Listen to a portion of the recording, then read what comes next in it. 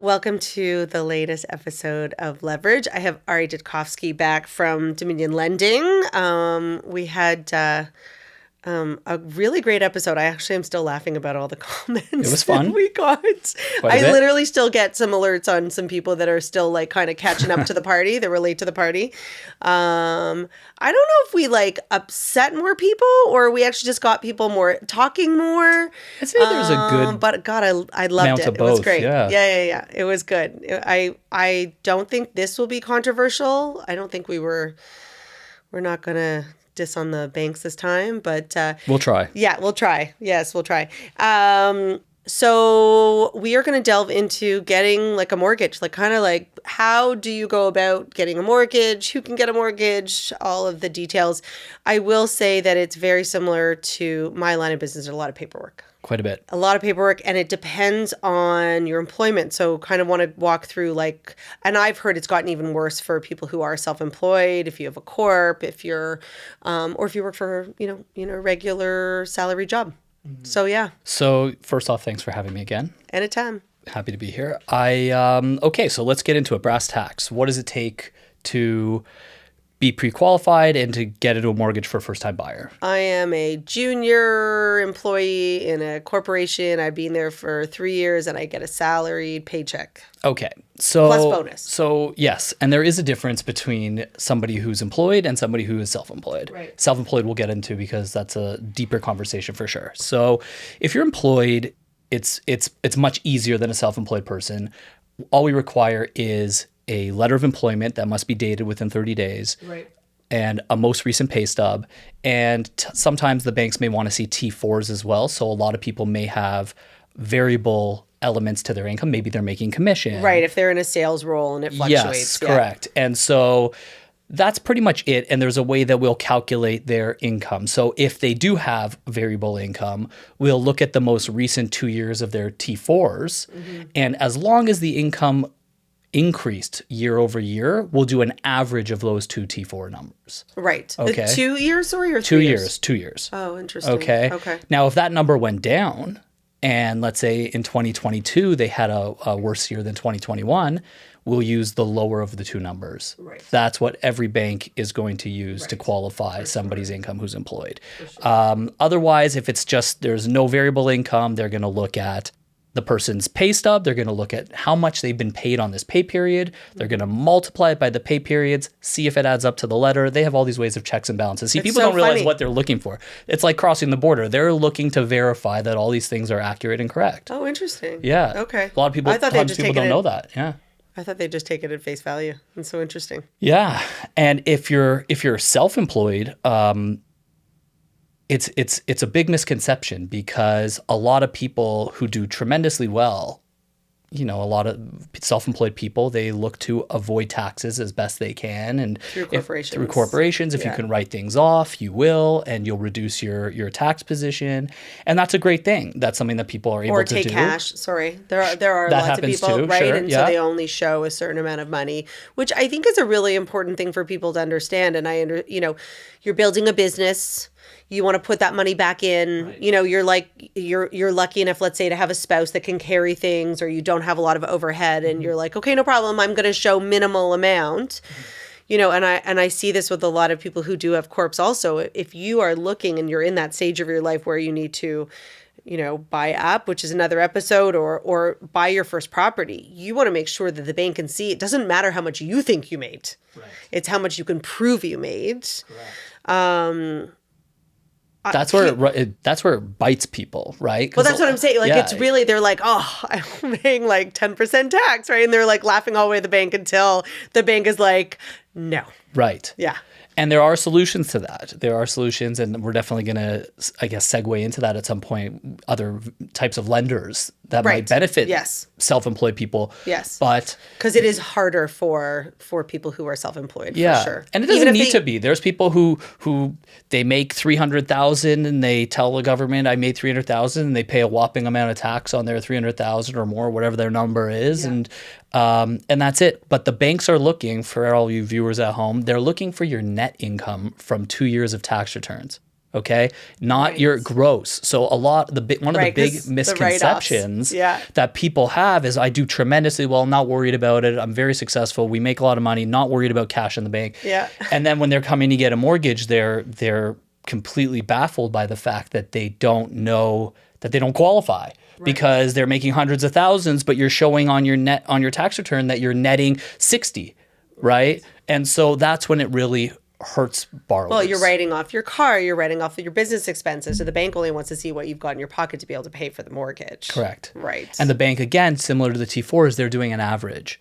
So they're looking at the net. So if you made 60,000 net in 2021 and you made 70,000 net in 2022, then they're going to say your number is 65, right? And if it's lower, if you did it reverse, they're going to use the lower of the two. Is it longer also? Do you need more years when you're self-employed than you are? No, they're looking for just 2 years. Just 2 years. Yes. Okay. Correct. So if you're starting a business, that's not the year to buy a house. Not necessarily. And No. and another, again, this just happened. I had a client who came to me, extraordinarily successful entrepreneur. And he got bad advice from the bank because the bank said, well, listen, you have to show that you have to pay your taxes if you want to qualify your mortgage. Back on the banks. Sorry, banks. I won't name any banks, but the bank, his private banker told him, okay, you have to do this. So this guy paid 6 figures in tax, a significant amount of money, like a significant 6-figure number. And and I'm saying to you, so for you to have the pleasure of showing the bank this number to get an A lender, you just paid out all this money. You're better off to go to a B lender. Exactly, because it's about, to me, it's about net outcome. If we're trying to figure out what's the best financial situation to put yourself in to save money. Oh my God. They were not a financial advisor, I'm sure, at the bank. Anyway, we won't go back. There again. We will not beat that dead horse. And how much are other things involved? So, these poor kids who are trying to get a rental. I mean, I got to tell you something. It's easier to buy a house than it is to find a rental property in Toronto nowadays. Not financially, but just literally, like, your money is as good as everybody else's. But if you're trying to find a rental, like, you have to prove you are the greatest person in the world, and you have to prove that you actually buy the house. Like, you could buy that condo that you're renting from them. It's so hard. So, your credit score is a huge part of that. Yeah. How much does the bank look at that from a credit score perspective? Banks are definitely looking at credit score. Okay. So they're looking at your assets, they're looking at your credit, they're looking at your debts, and they're looking at your down payment, your cash, obviously, as well, right? And so these are major elements that the bank almost equally weight. Okay, so because what is the credit telling them? I mean, if you're the bank and I'm asking you to lend somebody money, you're going to say, what are the odds of this person paying me back? And that's what the credit report is showing them. That's showing, are they making late payments all the time? Yeah. Late payments we could deal with. Are they having accounts closed on them? Okay, that's another problem. They're not paying, right? What does that even mean? Sorry, I've never even had So an account closed. You could have a vendor close an account on somebody. So let's say they're behind on payments all the time. Maybe they have a settlement at some point. They don't want to do business. That account has been closed on them by the vendor. Okay. And so there's a lot of different scenarios that can occur that you can see on somebody's credit report. What if someone's actually filed for bankruptcy in their life? Yeah, that's also a problem. I imagine it is. That's a big problem because that takes a long time for that to. I was going to say that. For that to clear. Do you know how many years that actually takes? Like, is it 10? I forgot. I think it was maybe. Not that we. I don't know if it was maybe 7 years or I'm not sure. But it's a long time. It was a pretty significant amount of time, and you don't want to see that. No. Right? No.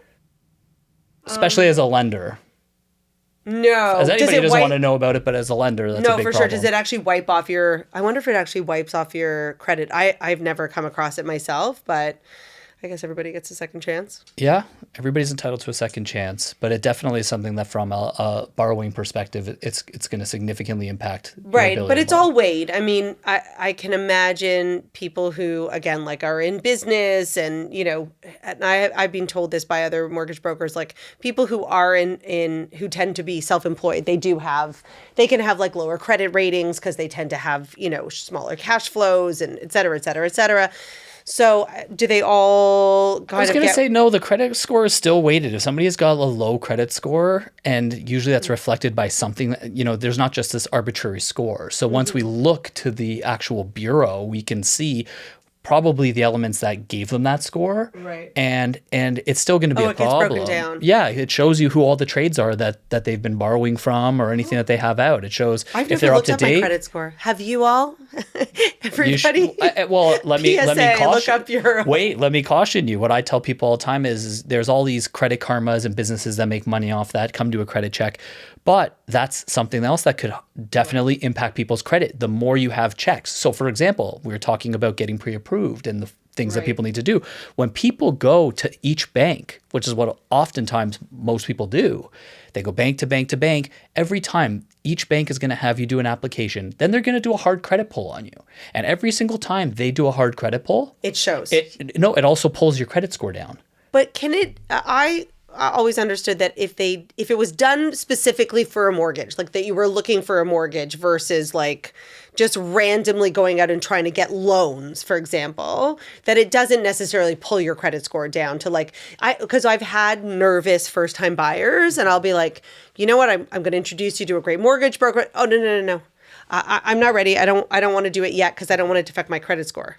Well, one of the benefits of actually being a mortgage broker that's an advantage over working with a bank is that when we do pull somebody's credit, I have that credit and I can distribute that to all the different lenders from my one pull.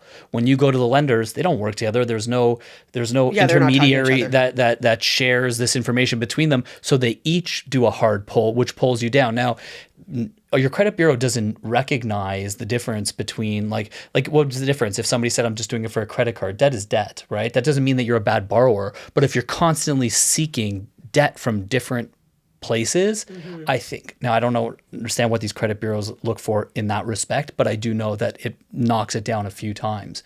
So if there was somebody who came to me, and I always like to ask a client first. So it's like, is there anything we should know about credit? Have you had any disputes? Are there any late payments?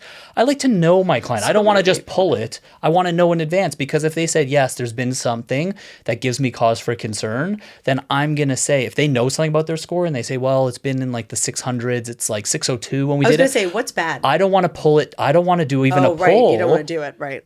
Because I could say, okay, as long as I'm aware of the debts, you told me the car payments, you told me this, and we've cleared it through everything. There's nothing else we should know about. Right. I could still do my calculations to tell them what they should be pre-approved for. Right. Now, if they're going out and, as long as they didn't not disclose something, that would be on them. But as long as they told me everything, I could tell them what they're qualified for. I don't need to pull their credit. I would rather preserve their credit and do a pull when their deal goes live.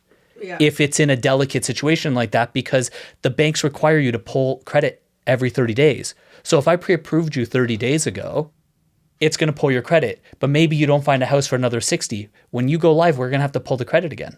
I think that's a good point, though. Like, just don't try to hide 3 credit cards. Like, if you've got it, just spit it out and get that advice on how to clean it up. We are in the trust tree in the nest when I deal with clients, and I make sure that it's like family. It is family, and I say, look, there's no judgment, there's no anything. This is what we do for a living, but I need to know everything. Right. There's nothing to hide from me because it's all going to come up. I'm on your team. I'm going to help figure these things out. Yeah, and make a better story. Yeah, help me help you. Right? Because at the end of the day, I want to make sure that you have a smooth, stress-free experience, and I don't want us to run into any problems that you manufactured on your own by not sharing the relevant information we needed. Totally. And what is a good credit score? I would say you would really want to have at least a 7. If we're saying good, because banks don't really care. If you're over 700, then we're going to be fine. It's the same thing. Like they consider everything for what is it even out of? I think the highest score, I think it's at a 900, because I've never seen anything go over. I've never even seen a 9. In rental, I was going to say, I've never seen anything in the 9s. Yes. I've seen over 8s, and I've seen 7s, and I've seen 6s. Yes. But what about even just like, I wonder what these poor kids are doing with rentals. Like, is it hurting their credit score every time they pull their credit to send to a landlord? That's I don't tough. know, but back then it's probably but it doesn't pull it down a ton. I don't know, like nobody really understands this like cartel, this mysterious cartel run by like credit companies, because nobody understands. I had a banker one time tell me that, oh, it's good if you keep a balance on your card and just pay off the interest. The credit card companies like that because they make money from you. And I'm thinking, are you an idiot? You're telling me to not pay off my credit card bills. How does that reflect well on me? Either you pay it off or you don't. And another thing that people don't realize is, let's say you have a limit of 5,000. If you cross over like 50%, I believe is even the threshold, that actually looks bad on you. That hurts your credit because it's showing them that you need. If you have a larger limit in your credit card? If you're using most of your limit, even if they give you a limit. Got So it. let's say again, if I say, okay, you know what, Rachel, you're allowed to have $5,000, and every single time you go out and you max that $5,000 out, Right, that and maybe looks you bad. pay it off. That's giving us a little cause for concern, because what if you run into a brick wall one day and we're like, wow, she really likes to run it up all the way. So one of the things that's actually I've learned is good for, not saying you do, but one of the things I wouldn't that sleep at night.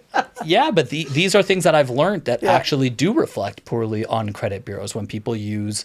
It's so interesting. I significant would think, portions. I remember being a kid, and having a job, and then all of a sudden, they'd be like, "Oh, congratulations! You got." We're not talking 5,000 back then. It was went from 500 to 1,000, right? I'm like, I have $1,000. You spend it, Right. right? Yeah.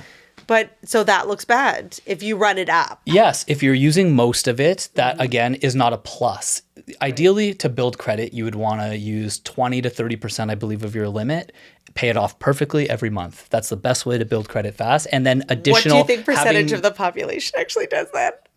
Yeah, Zero? I don't know. I mean, well, considering that they're saying that, our household debt is one of the highest in the world, I would say yes, probably not a lot of people. Oh my God. Yeah. Right? No, totally. But that's one of the things about credit. It's a mysterious thing that nobody really knows how it works. It is a black box. Yeah. It really is. I had mine, all of a sudden, my address changed out of nowhere. I don't remember what was cause for concern. And my bank was like, well, you have to prove you have no investment in this property. I'm like, I don't even live there. I'm like, I don't even know how it got into my credit. I didn't even know who to call. Yeah.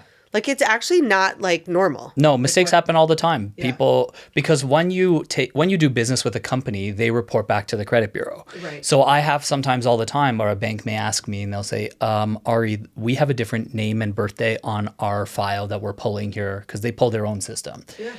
And our information is correct. Yeah. But clearly I know that somebody who was a trade, who the client had employed or used, who did business with, right, recorded something incorrectly, and so that's what's giving them the discrepancy. So I'll have to make sure that the client provides their IDs just to verify, who they are. That was a lot more on credit than I thought, but I find it so fascinating. So what else? So going back to purchasing, some of the things, and I'm thinking maybe it's kind of like a urban legend, but not going out and buying a new car or affecting that. Just before you buy. Now, would that be kind of before you purchase, or is it one of those things let's say, someone's like, okay, I have a new job. And that happens all the time. You have a new job, you're in a different tax bracket. You're like, okay, I'm going to go buy a new house and I'm going to get a car. Yes. So now we're entering this part of the conversation where we talk about the risks of completely derailing your mortgage. Right. Okay. Exactly. And these are important details that we talk about with clients. I make sure that they have an abundance of understanding when I say to them, now that we're clear on these numbers, here's what you're approved for. Don't take out any new debts, because when people, if they go get a car, you've now added potentially a new debt to your portfolio here, and that's going to throw off your debt ratios with what the bank calculated they were comfortable lending you. So now when you had already maybe gone out and purchased, and we find out this new surprise that you got this awesome car to celebrate your purchase, well, now the bank doesn't have to go through with that approval. They can cancel at any point up until closing. Right. At no point, even when you finish the paperwork, if they find something they don't like, they could cancel the deal at any point. There is no obligation for them to have to close. And by the way, you have a signed deal, so you're now in breach of contract and can get sued. Yes. Over a car. So don't do it. Yes. So that's that for in terms of taking on new debts. Another risk that people aren't aware of is you should not change anything about your employment type while you're in the process of waiting for your deal to close once you've had a mortgage approval. So type, or can you move jobs? Again, even moving jobs could be a problem. So for example, let's say we qualified you, you're somebody who was working at Salesforce. You are an employee and you were qualified using your T4 average because your actual commissions are much bigger than your base, okay? So, and we needed that because we needed that large sum of income to qualify. And so all of a sudden you switch jobs and you're a new employee somewhere else, you are become an executive with Shoppers Drug Mart. You're a manager at Shoppers Drug Mart at their corporate office. Okay. You're still an employee, but then you get a salary. Well, all of a sudden your salary could be less than what your average was from your T4s. And by the way, you're at a new job, and in order to even if you had an opportunity to get a bigger bonus, they won't use your Shoppers Drug Mart.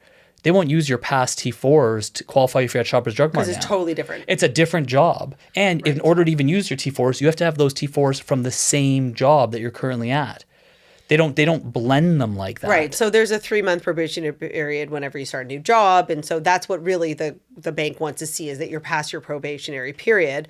But I do know from a client of mine that was in tech, and obviously we all know about all the tech layoffs.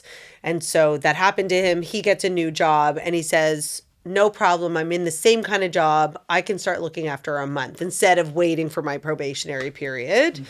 So if you're in the same line of work, we hadn't bought anything, that's a different story. We were still in search of. We had to pause it, obviously, because he had lost his job. But when we started it back up, he didn't need to wait the full 3 months. Same line of work. Same line of is work. is much easier to deal with the bank. So, for example, if you're a lawyer and most of your income's coming from your actual salary, not bonus, you may get a nice bonus, but most of it is salaried. Okay, moving from one law firm to the next isn't going to be a problem. Okay, like we can make that happen. But like I said, if you're changing jobs and it's dramatic, sometimes clients don't think that. They're just going on living their life and they're thinking nothing's wrong. I'm doing well and I'm happy in this job. But and it was a promotion, right? Yes. It was great. I'm going to make more money, maybe. Yes. But they may not be thinking about how things are qualified from the bank's perspective, which is these strict guidelines. Yeah. And so they could be up the creek. And banks don't care about your feelings. No. So it is, like you said, a debt ratio. They have their numbers. They plug it all in. And if you don't meet it, it was nice knowing you. Yeah. And that's when I have to roll up my sleeves. Yeah. That's when I got to and really get dirty. call in favors and be like, okay. So, all right. So let's say that, so there's A lenders and B lenders. You may have heard people talk about this. A lot of people don't know what it is. So obviously an A lender is the major 5 banks. Yeah. Well, there's other A lenders that are outside the major 5 banks. You have there's credit unions that you can work with. Are credit unions an A lender? Yeah, because A lender, when I think of an A lender, it's just people who are basically giving you your standard, street rate. Okay. That's like there's no fees associated. So interesting. I always thought credit unions were B lenders. No. You could have B lenders. You could even have credit unions that may have a B product. Okay. So think of it more as A product and B product. Okay. So you could have credit unions that are offering the same rates as or better than what the big 5 that you were mentioning are offering. Okay. That's an A product. Okay. So and they're A lenders. Same thing with there's other things called monoline lenders. Okay. So there are specific banks. Well, when you think of your big 5, these are deposit-taking institutions. They also take your cash. They will offer, everything from GICs. There's other credit products, credit cards, you name it. Okay. It's the full suite. Okay. But then there's monoline lenders who specifically focus on mortgages. Okay. And there's many of them. And these are big institutions too. But they can also at times, well, no, that's kind of like a brokerage, right? But there's companies like RMG, RFA, First National. I mean, there's a lot of names that people might be familiar with. Right. And these guys focus on just mortgages. So they're not thinking about deposits or any of these other products, and they run lean. And so because you're not seeing them carry the same balance sheet as some of these big banks that have extremely bloated balance sheets, these guys can sometimes be a little bit more nimble in certain situations. So for example, if you're buying under $1 million, here's a perfect situation. Okay. So if you're buying under $1 million, it's called insurable. Right. That's not an insured mortgage, but the bank will put insurance on it because it's under $1 million. Right. So you're not paying the insurance, but the bank will put it on to protect themselves. Why wouldn't they? Right. And so they will actually offer deals based on how much down payment you're putting down. So unlike the A guys, where you have to put down either 20% once it hits $1 million, which would be the same anywhere. But if it's less, they don't do better because you're putting down more money. They just have their limits as to what they're going to lend. Okay. But the monoline lenders will say, well, if they're borrowing 70 to 80%, we will give them this deal. if they're putting down more money and they're putting down, they're at 60% LTV or less, we'll even give them a better rate. So under certain circumstances, I'll look at that for clients because these are all good lenders. They're all reputable. Right. So, and I think that that's really important for people to understand. And I think that there was, and maybe it was actually true maybe 5-10 years ago, not 5 years, but 10 years ago, maybe more, where B lenders were considered like kind of last chance lands, right? Like you couldn't get into an A lender. Well, there's one more step below. There's one more step. There's your private lenders who come after B's. Well, and that has really increased. Step. Yeah, private lending has definitely increased over the last few years. But I think, the other element. So first of all, it was considered kind of sketchy. Although I had someone on very early on in the podcast, and he laughed. He said, why are people so worried about B lenders? Because he was like, if they lose your mortgage, is that a good you know what I mean? Like they're all worried about well, I have to put it in with a bank because it'll be secure. And he was like, why would you be worried? That's a debt. Lose your, and that's not what he was saying, but it's that's the idea. It's oh my God, if I have a mortgage, I'll lose it.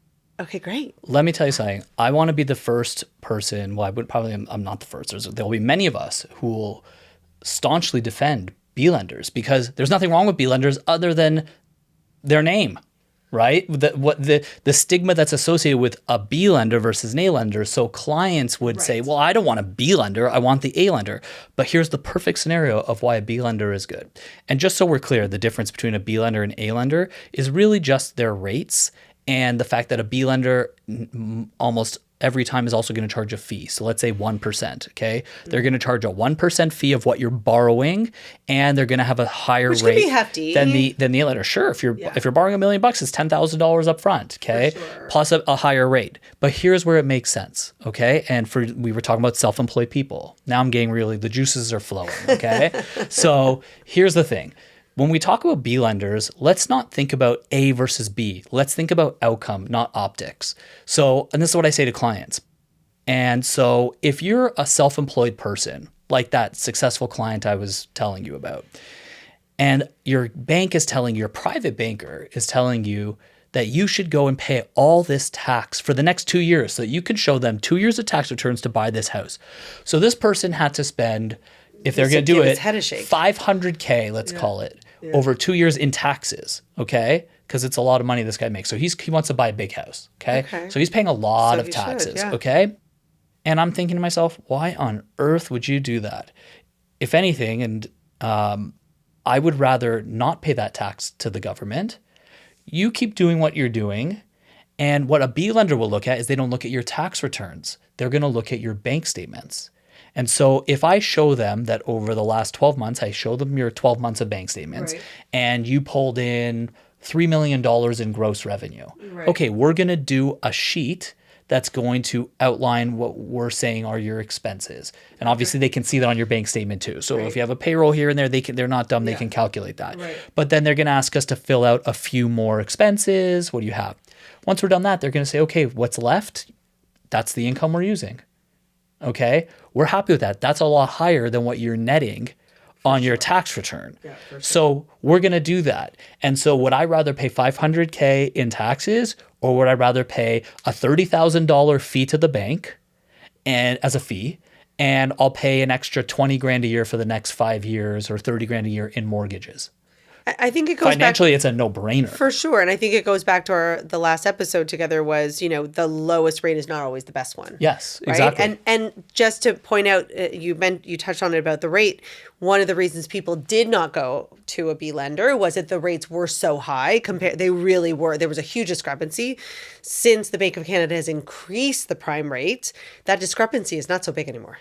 No, it's not. And they're very close together. Yes, now. B lenders are a lot closer to the A lenders. So this is where I say it's a premium plus a fee. But it's not about A versus B. It's about money, right? It's about what is going to save you more money in the long run. Or get you your house. And get you a house. Exactly. Because sometimes it is what it is. You can't jump in a pool and not get wet. Yeah. Okay. You want to buy the house you want to buy. You got to go through the lender that's going to lend to you based on your specific scenario. Yep. Don't get caught up with other people say. Don't get caught up with A versus B.